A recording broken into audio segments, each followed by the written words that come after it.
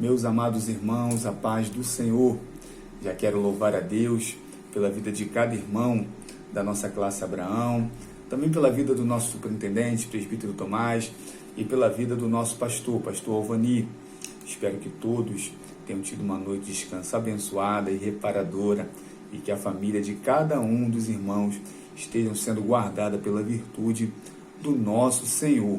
Nós estamos aqui para mais um devocional orientado pela leitura complementar da nossa Escola Bíblica Dominical, que hoje está na primeira carta de Paulo aos Coríntios, no capítulo de número 7.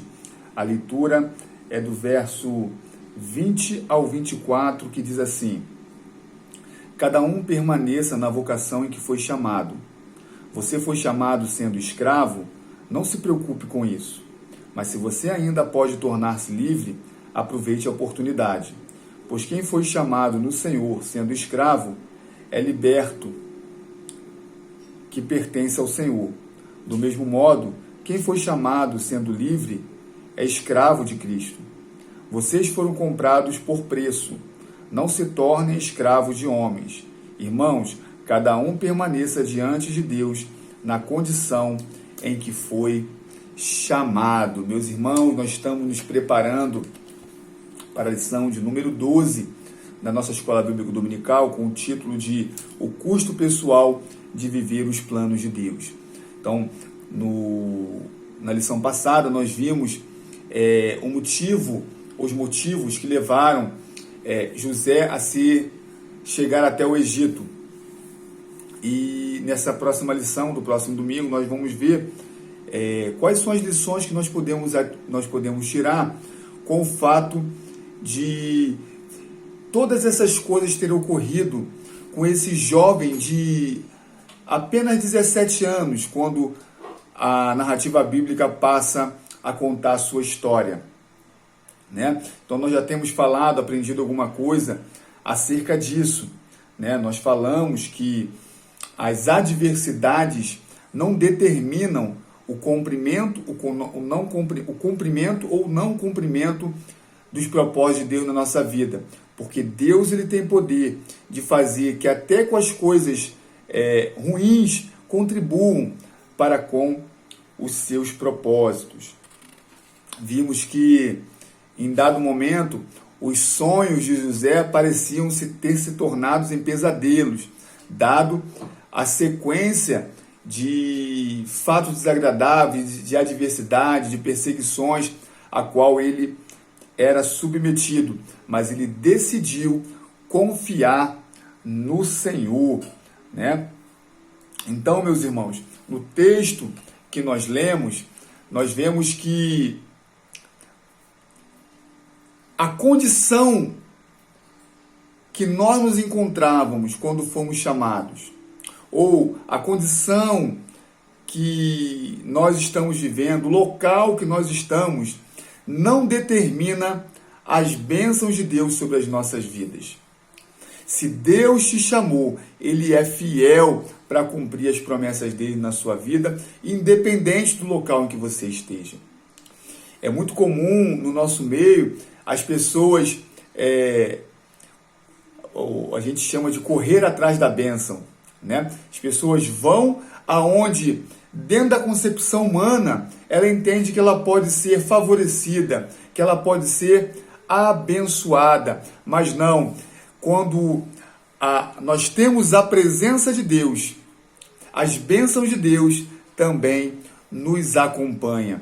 Então o comentarista vai dizer que o mais importante é nós nos certificarmos de que a presença de Deus está conosco naquele lugar.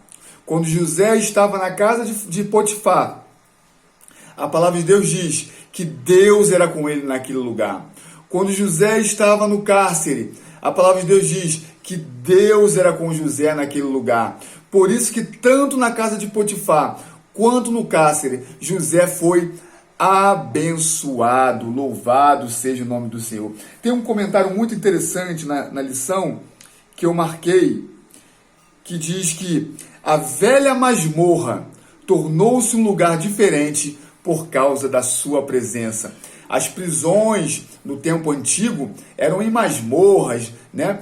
aqueles lugares horrendos, mas aquela masmorra onde José ficou detido se tornou um local diferente, porque com a presença de José estava também a presença do Senhor. O nosso pastor tem ensinado já algumas quartas-feiras e fala sempre na congregação que a coisa mais terrível que poderá se encontrar no inferno para aquelas pessoas que irão para lá é que no inferno não haverá a presença de Deus. Aleluia! É por isso que Jesus nos ensina que nós somos a luz do mundo, nós somos o sal da terra. Por quê?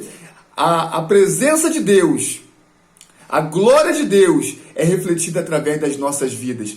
Então o mundo que jaz no maligno, ele ainda não apodreceu, ele ainda não pereceu, porque a presença de Deus continua sendo manifesta através dos seus servos. Lembra do devocional de ontem? Na carta de Paulo aos Romanos, no capítulo 8, a partir do verso 28, se não me falha a memória, a palavra de Deus vai dizer que Deus, ele nos chamou de antemão, ele nos escolheu de antemão, ele nos justificou, ele nos predestinou para sermos semelhantes a Cristo, e ele também o quê? Nos glorificou. Então a glória de Deus, ela se manifesta sobre a sua vida, meu irmão. Lembre-se dessa palavra quando você estiver no seu trabalho, quando você estiver na condução, que a glória de Deus, ela reflete sobre a sua vida. Por isso que nós somos chamados para sermos semelhantes a Cristo Jesus. Porque sendo assim, o local que você chegar se tornará abençoado, porque junto com você chegará também a presença do Todo-Poderoso. Então cumpra o chamado de Deus na sua vida, permita que o local que você está possa refletir a presença de Deus através da sua vida. Aqui no texto que nós lemos, no verso 24 diz: irmãos, cada um permaneça diante de Deus na condição em que foi chamado. Meus irmãos, nós não precisamos mudar nenhuma condição humana. O que a gente precisa mudar é nos afastar do pecado.